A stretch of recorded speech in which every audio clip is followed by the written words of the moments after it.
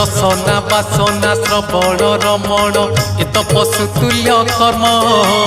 मनीष जीवन पाइछु जदि तू करि जा किछि पुण्य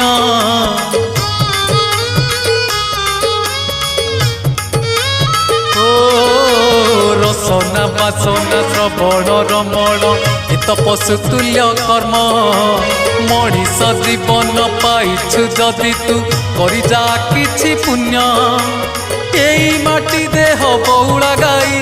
जोठू आसीछि जीव पळेई एई माटी देह बहुला गाई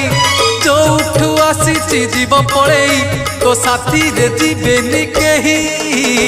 एक जीवन तो सेई जिए प्रभु नाम धरे नाही भिक जीवन तो सेई जिए प्रभु नाम धरे नाही।